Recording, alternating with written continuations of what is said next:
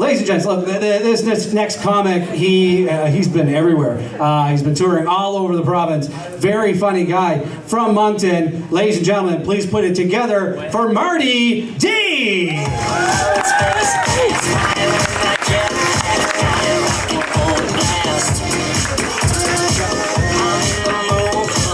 Hey guys, do it!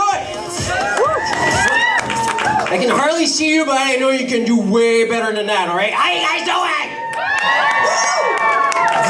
Great. So like you can tell from my accent, I'm French. Ladies, I'm French, which means I make love the old-fashioned way. You know, it's pretty much all done by hand, but it's... Yeah, like James Mullinger said he didn't notice I have an accent. He thought this was like a speech impediment or something.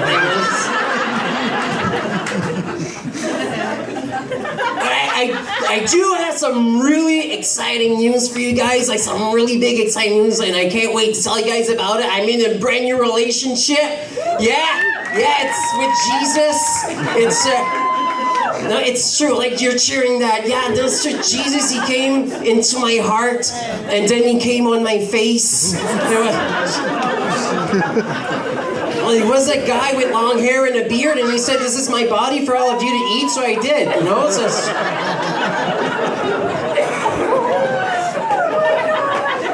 It's okay for me to say that, because I was raised super Catholic too. Like when I was born, like my grandmother, she held me for the first time. Very first time she held me, she was like, "You know what? This one, he's gonna be a priest." I know it. She saw in my future that I'd be going in front of people telling them it's a sin to touch themselves. Instead, I became a comedian. I go in front of people, I tell them I touch myself a lot. So it's like kind of backfired. And also, like my grandfather, he died when I was like really young. And my grandmother, she told me, like, if you touch yourself in an unholy way, my grandfather will be up in heaven. He'll see that. Like basically, according to her, you spend your whole life trying to be a good little Christian. You go to church, you put money in a basket so you can earn your keep to go up in heaven and watch 14-year-olds masturbate for the rest of eternity. Like that's, like to me, like that was really weird. That's where I kind of like dropped the ball on this whole religion thing. Like even like today, I went to the mall and like just first off in November, holy shit, there's a lot of people at the mall on a Saturday. And I saw they were setting up the little Santa Claus thing already.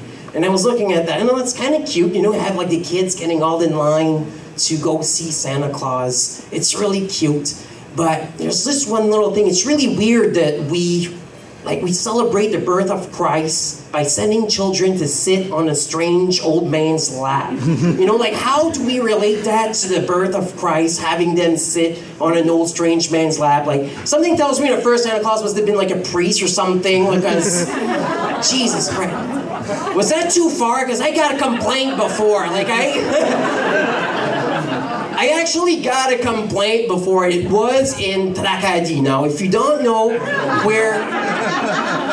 Yeah, right there you left, just at Tracadie. So you guys know where Tracadie is. For those of you who don't know, you take Highway 11 and it's about an hour after you've peed in Miramichi. It was for les dames de cœur de Tracadie, right there. Those who understand French know it means like just a bunch of old women, and that's kind of where things went downhill. And I was courteous though. I was courteous. Like I asked, is there anything you guys don't want me to do? They said, don't do any religious jokes. So I said, fine. So I like scratched that off. They said, but go ahead with dirty jokes, because even though we're old, we love to laugh, and holy shit, did they get a treat that night. I'm gonna do some of the stuff that I did for them, all right? So before I get started on this, I just want to know, who here has ever been on a blind date? By applause. Like 2 people and myself that's been on a blind date. I say this, girls, because, you know, like, first off, I just want to let you girls know, okay, that you think that us guys, we like the girl that we see on the magazine. You know, the one who's all thin, who's all like no, it's not true. You know, we love to have a little bit of meat on the bones, right? Maybe not the whole meat shop, but we know we like... We like a good meal and a good dessert at the end, you know? So I was set up on this blind date with this girl. I had never seen her before in my life. I pull up in the driveway, she comes out, she was all thin, and I thought to myself, holy shit, am I gonna have to date her or sponsor her? Because she really looked like she came straight out of a World Vision commercial. All it was waiting for the flies to go on her face. She looked like she was really hungry. At the same time, I told myself, this is great, probably she's gonna want to swallow, right? So it's...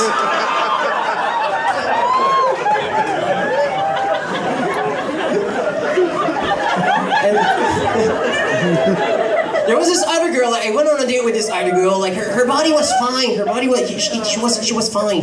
She just had like a unibrow up here. Now when you meet somebody, okay, you're supposed to have butterflies in your stomach when you meet somebody, okay? You're supposed to have butterflies, but I don't know what turns butterflies into some other sort of insect quicker than having like a caterpillar on top of your forehead.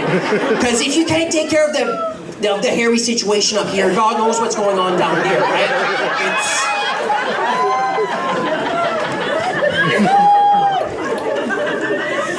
But I did go on a few dates with her. We kind of clicked. Me and her, we kind of clicked. And I did go on like a second and third date with her. And on the third date, I brought her home, and it ends up she had a penis. So it was... Like 2 months later, I broke it off. I just couldn't take it anymore.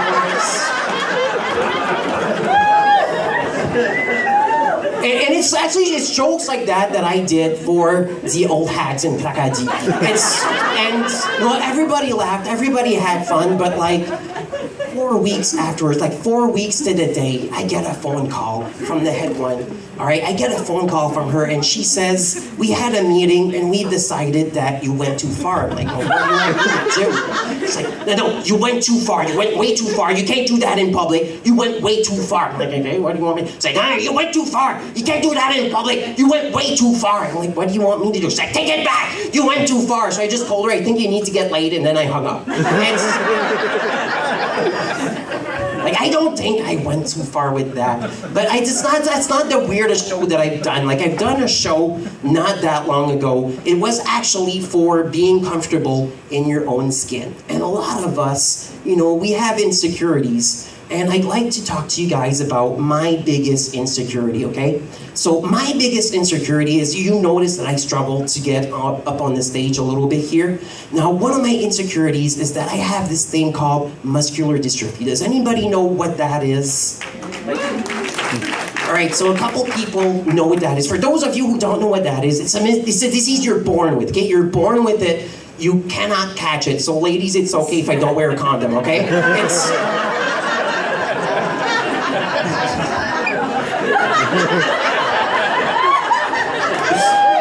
Get some phone numbers tonight. So basically, like, you're diagnosed with that around the age of like 5, 6 years old, and around the age of like 11, 12, they told me, you know what, you're gonna need crutches or a wheelchair to walk, and around the age of 21, you're gonna be like a vegetative state.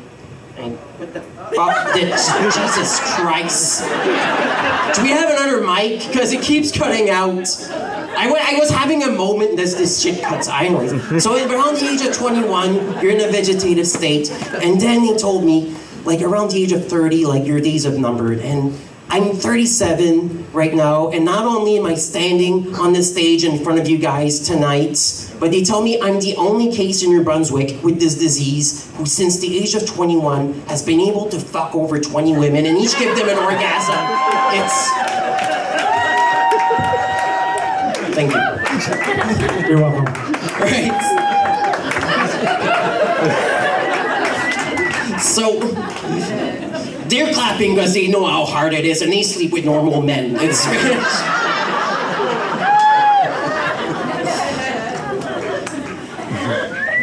So Sometimes, like, old people, they come up to me and they ask me why I walk a little weird. Like, I have no problem telling them, but some of them are, like, really rude and ignorant. Like, there was this old lady, okay? She comes up to me. She's, like, really rude and ignorant. She's like, why do you walk that way? And I was like, you know, it's whatever. And then she kept saying, yeah, you have polio with your hip. And she was really annoying. So I thought to myself, I'm going to teach this one a lesson. So I walk up to her and I say, ma'am, the reason that I walk the way that I do, it's because I have a really big one. And should I look at her face? She was like, no, you didn't. I was like, no, it's true. When I go pee, I don't shake it. I have to kick it. When I make love, I put pepper on the tip, and when she sneezes, I know I'm far enough. I'm really gonna get some numbers tonight. Jesus Christ, ladies. There's like a whole front row is just like women right now. Like sometimes I do fall, like if I fall, like I can't get up on my own. Like I need some help. And it happened to me like a couple months ago. I fell and I couldn't get up on my own. And this woman, she saw that I was struggling. She comes up to me and she grabs me from up front and she had like a really big, let's call it a big heart, okay? So this isn't all that bad, all right? This isn't bad of a disease. But it did happen to me around like 3 years ago. I fell. And I broke my arm. I needed a surgery for my arm. And I was like really nervous. They put me in a hospital room alone. In comes this hot little nurse. She's like, I'm like, Jesus Christ, you should have broke my arm way long ago. She's like, Mr. Sony, I'm here to prep you for a surgery. I'm like, you can prep me for anything you want. Sorry, I'm gonna need 2 samples. I'm gonna need one of your nostril and another one of your rectum. It's like, my rectum. Why do you need a sample of my rectum? I broke my arm, not my ass.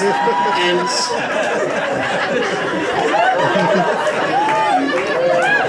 you girls are awesome. It's just... So, what? You're nurses. And one of them's a cute little redhead. That's...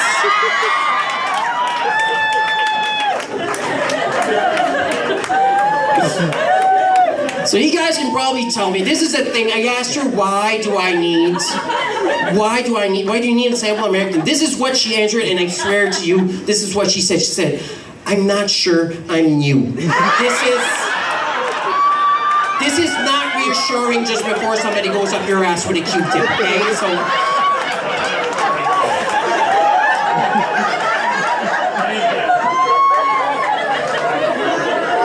So she starts with the nostril, and it's going deep. She's going really deep, which made me really nervous because I knew what was coming up. So I lower my side. She starts with the Q-tip. She starts putting it in. My ass seized right there. Okay, my ass seized. The Q-tip. She couldn't put it further. She couldn't pull it out. The Q-tip was stuck. Q-tip was stuck, and she says, relax, relax. I'm like, yeah, Marty, relax. You got a cute little nurse going up your ass with a Q-tip. She's not sure why. Perfect moment to relax. So the moral of the story is we all have our battles in life. Mine just happened to be with muscular dystrophy, a cute nurse, and a Q-tip. Thank you very much.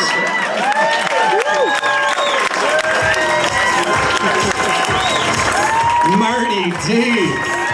Man, oh man.